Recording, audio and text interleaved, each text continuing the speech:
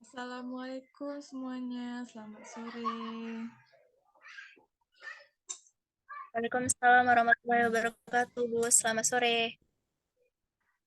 Nah, pada sore hari ini, Ibu akan membahas tentang pengaruh pandemi tentang pendidikan di era digital. Nah, yang seperti kalian ketahui kan, pada tahun 2020 Indonesia mengalami pandemi, yang dimana kita diharuskan belajar dari rumah. Nah,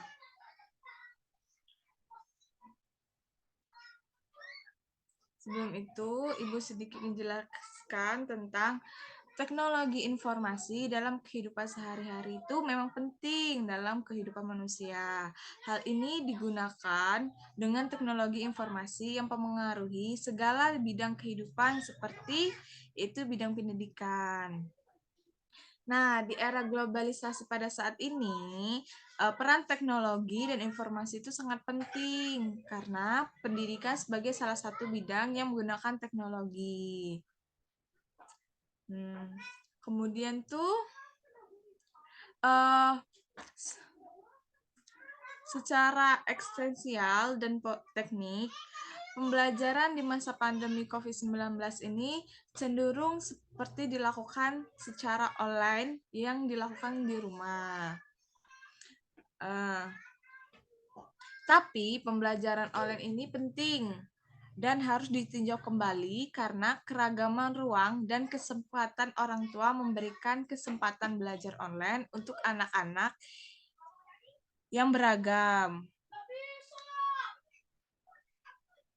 Nah, COVID-19 juga tidak akan memperbaiki masa depan dunia pendidikan. Kita tidak yakin dan hanya saat ini kita juga memerlukan realita pendidikan, apa yang terjadi hari ini, dan seterusnya.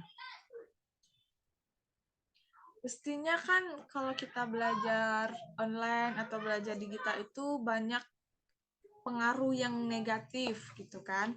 Nah, seperti halnya ada beberapa nih pengaruh negatif dan juga termasuk kemajuan teknologi informasi ini di era digital. Yang pertama itu dapat mendapatkan siswa itu kurang untuk berfokus. Kadang tuh jumlah informasi yang menarik bagi siswa tersedia untuk siswa di internet. Terkadang tidak lagi terfokus pada pembelajaran di kelas. Meskipun sedang belajar, siswa berpikiran ke mana-mana gitu. Terus yang kedua, siswa lebih menyukai game online. Nah, maraknya game online juga mempengaruhi pembelajaran siswa, khususnya siswa yang memiliki hobi bermain game. Kemudian ada mengurangi keinginan siswa untuk belajar. Seperti yang telah disebutkan tadi kan, banyaknya data atau game online yang lebih menarik dibandingkan pelajaran, sehingga membuat siswa itu lebih tertarik di game online daripada pelajaran. Nah, terus ada juga pengaruh zina dari luar. Teknologi ini kan banyak yang beragam gitu kan. Di mana teknologi informasi ini memberikan pengaruh luar masuk dengan sangat bebas dan sangat sulit untuk mengendalikannya. Hal ini menimbulkan efek ketidakpedulian pada siswa karena mereka meniru apa yang mereka lihat di media sosial. Makanya sekarang banyak berita-berita tentang pemerkosaan, pelecehan, dan lain sebagainya. Nah, kemudian yang terakhir itu ada penyebaran pornografi. Di kalangan remaja saat ini tuh, pornografi itu tersebar luas yang merusak moral generasi muda. Untuk jiwa yang muda dan serupa, ibu tuh tidak suka melihat hal yang berbau pornografi yang sangat menarik bagi siswa gitu ya.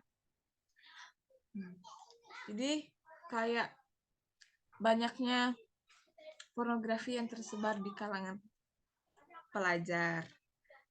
Nah, Perkembangan ilmu pengetahuan dan teknologi telah mengubah cara pandang dan cara hidup masyarakat di Indonesia dalam aktivitasnya. Kehadiran dan peran teknologi informasi dalam sistem pendidikan telah membawa sebuah era yang terjadinya perkembangan baru dalam dunia pendidikan.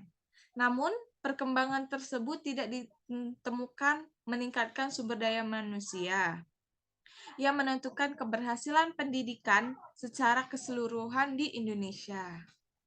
Ini lebih karena kurangnya sumber daya masyarakat menggunakan teknologi informasi dalam pembelajaran. Jika memungkinkan, masalah harus disertai dengan solusi untuk mencegah masalah yang ada. Nah, di dalam dunia pendidikan saat ini sedang mengalami masalah mempersiapkan generasi yang mampu bertahan dalam persaingan di era digital saat ini. Pandemi global saat ini juga membuat partai politik sulit berfungsi di berbagai bidang.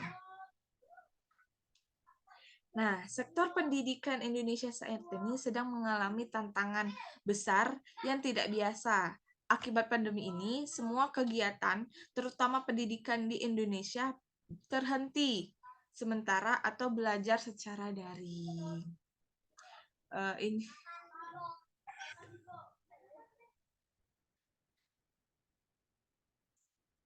Nah, jika masih ada lembaga pendidikan di Indonesia, hal ini akan terus dilakukan sampai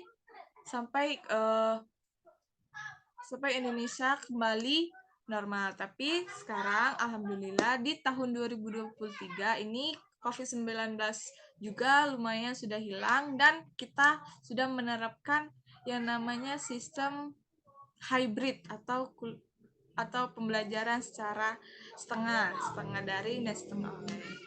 Nah, mungkin itu yang bisa Ibu jelaskan sedikit. Kalau ada yang mau bertanya, Ibu persilahkan.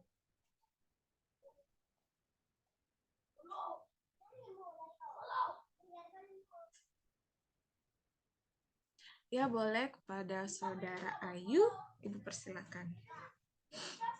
Baiklah, terima kasih Bu. Saya izin bertanya, apakah pembelajaran secara online merupakan upaya digitalisasi teknologi dalam pendidikan? Itu saja Bu, terima kasih. Oke, baik Ayu. Terima kasih atas pertanyaannya. Yaitu pembelajaran secara online merupakan upaya digitalisasi teknologi dalam pendidikan.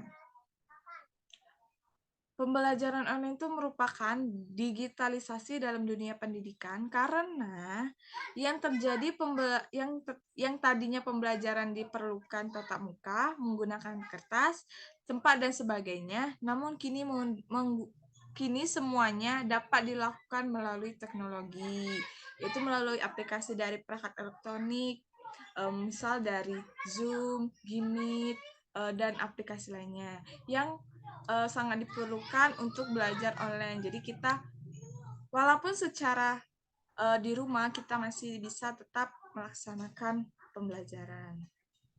Mungkin itu saja. Apakah Saudari Ayu mengerti? Bu, jawabannya cukup. Terima kasih. Oke, baiklah. Apakah masih ada yang ingin bertanya? Kalau tidak, mungkin Ibu cukupkan saja untuk pembelajaran hari ini karena mengingat waktu sudah sore. Ibu akhiri. Wassalamualaikum warahmatullahi wabarakatuh. Waalaikumsalam warahmatullahi wabarakatuh. Terima kasih, Bu. Ya, sama-sama.